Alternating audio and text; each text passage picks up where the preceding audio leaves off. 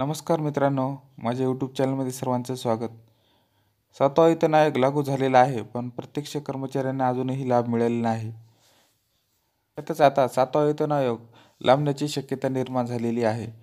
काय आहे संपूर्ण बातमी? कशामुळे 7वा वेतन आयोग लांबण्याची शक्यता आहे? संपूर्ण माहिती जाणून घेऊया.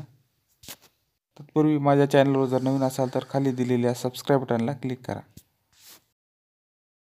7वा वेतन आयोग लांबणीवर या मंडळीमध्ये प्रचंड असंतोष. सरकारकडून 7वा वेतन आयोग लागू करण्याची अधिसूचना जरी लागू करण्यात आली असली तरी राज्यातल्या शिक्षकांना त्याची अजून प्रतीक्षा करावी लागणार आहे.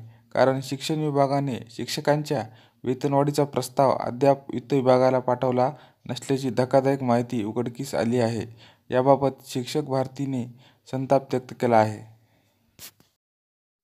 आमदार कपिल पाटील, शिक्षक भारतीचे कार्याध्यक्ष सुभाष मोरे आणि प्रमुख कार्यवाह जालिंदर सरोदे यांनी आज मंत्रालयात वित्त व शिक्षण विभागातील अधिकाऱ्यांच्या भेटी घेतल्या असता ही धक्कादायक माहिती उघडकीस आली. शिक्षण विभागाने 7वा वेतन आयोगाचा प्रस्ताव अजून पाठवला नसल्याचे वित्त विभागाने सांगितले. 1 जानेवारी 2019 रोजीच्या शासन निर्णयाद्वारे राज्यातील शासकीय, निमशासकीय कर्मचाऱ्यांना 7वा वेतन आयोग लागू करण्याची घोषणा शासनाने केली. राज्य वेतन सुधारणा समिती 2017च्या अहवालातील शिफारसी स्वीकृत करून निर्णय घेण्याची अधिसूचना दिनांक 30 जानेवारी 2019 रोजी जारी करण्यात आली आहे. दिनांक 7, 8 आणि 9 ऑगस्ट रोजी झालेल्या संपाच्या पार्श्वभूमीवर माननीय मुख्यमंत्र्यांनी राज्यातील शिक्षण विभागासह सर्व कर्मचाऱ्यांना एकाच वेळेस 7वा वेतन आयोग देण्याचे आश्वासन दिले होते. परंतु शिक्षण विभागाने के.पी.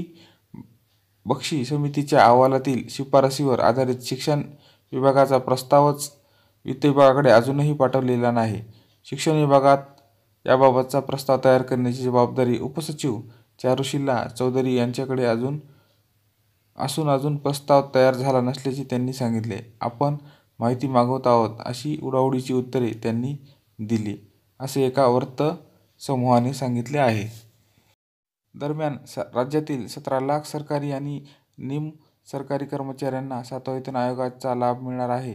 त्याद्वारे चतुर्थ श्रेणी कर्मचाऱ्यांचे वेतन मासिक 4 ते 5 हजार रुपयांनी, तृतीय श्रेणी कर्मचाऱ्यांचे वेतन 5 ते 8 हजार रुपयांनी तसेच प्रथम व द्वितीय श्रेणी कर्मचाऱ्यांचे वेतन 9 ते 14 रुपयांनी वाढण्याची शक्यता आहे. या निर्णयामुळे सरकारी तिजोरीवर 42,000 कोटी रुपयांचा अतिरिक्त बोजा पडणार आहे.